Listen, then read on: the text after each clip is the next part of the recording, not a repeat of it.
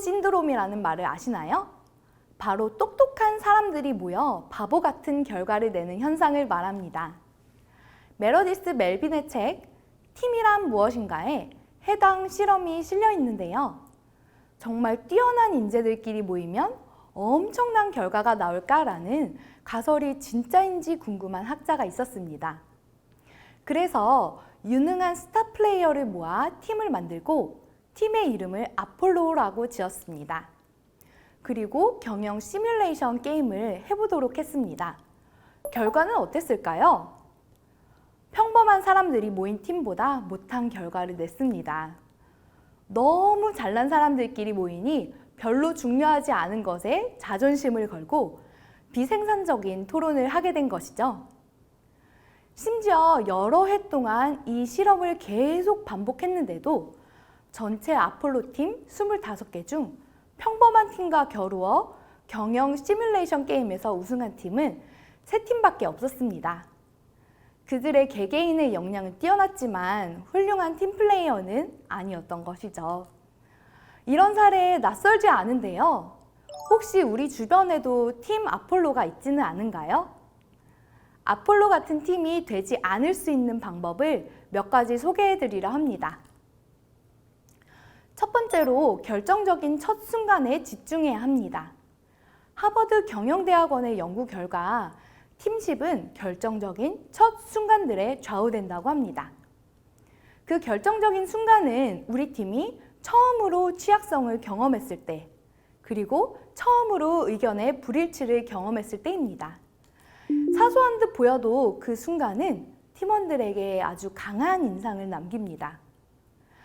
저번 회의에서 팀장님 의견에 반대되는 의견이 냈을 때 묵살됐지? 혹은 반대 의견이 나왔을 때 좀 더 그 의견을 발전시킬 수 있는 긍정적인 질문을 받았었지 같은 경험이 남게 되는 것이죠.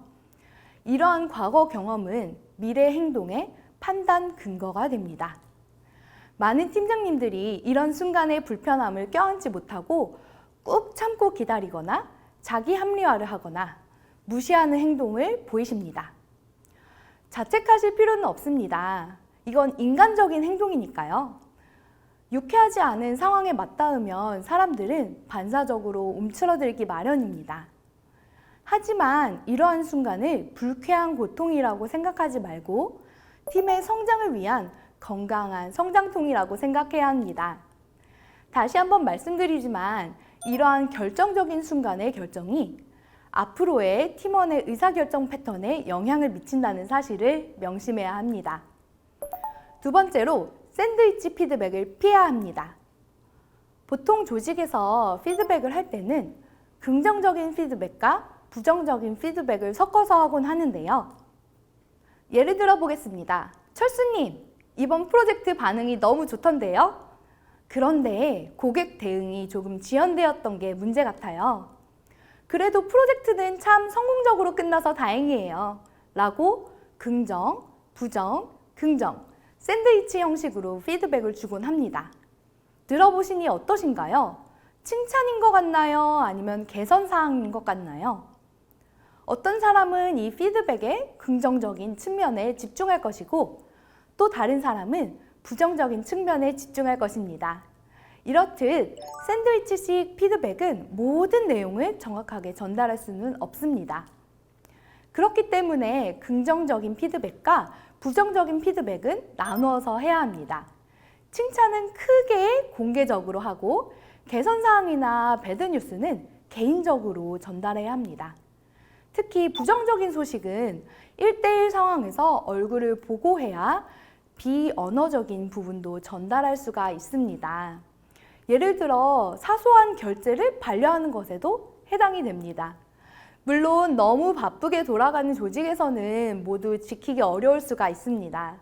하지만 직접 얼굴을 마주보며 허심탄회하게 이야기할 때 불필요한 오해를 없앨 수가 있습니다. 여러분 대부분 SNS나 메신저상에서 별것도 아닌 일로 오해를 하거나 받은 경험이 있으시리라 생각합니다. 메신저를 읽은 것 같은데 왜 답이 없을까? 왜 이렇게 답장을 짧게 보낼까? 혹은 길게 보낼까? 이런 불필요한 생각들 말입니다.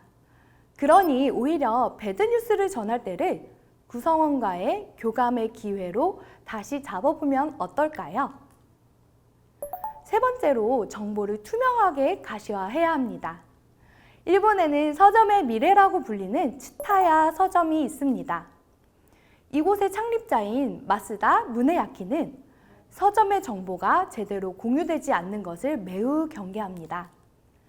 구성원이 모종의 이유로 정보를 공유하지 않는 순간 다른 구성원에게는 그 정보를 파악할 수 없기 때문에 발생할 수밖에 없는 비효율이 생기기 때문입니다. 그렇기 때문에 마스다는 그 시간만큼 협력과 혁신의 속도가 느려진다고 생각합니다. 반면에 전통적인 조직은 정보의 양극화가 심합니다. 위로 갈수록 다 읽어보지도 못할 정도의 비대한 정보량을 가지고 있고 개발 구성원이 가질 수 있는 정보는 철저하게 통제되는 시기입니다. 그러나 애자일 경영에서는 구성원이 얼마나 양질의 정보를 조직으로부터 제공받고 있으며 이를 통해 얼마나 효율적이고 합리적인 의사결정을 내릴 수 있는지를 중요하게 생각합니다. 이 조직에 적합한 역량을 가진 좋은 구성원이라면 양질의 정보가 제공되었을 때 현장에서 가장 좋은 의사결정을 내리고 행동을 할 수 있다는 신뢰를 가지고 있는 것이죠. 이러한 의사결정은 지금 당장 경영에 큰 영향을 미치지 않는 것처럼 보이지만 정보 제공을 받지 못한 현장의 의사결정들이 모여 큰 비효율을 낳고 혁신의 장애물이 됩니다. 그렇기 때문에 팀 단위에서부터 정보를 어느 정도 투명하게 공개하고 데이터들을 어떻게 가시화할 것인지 세심하게 고민해야 합니다.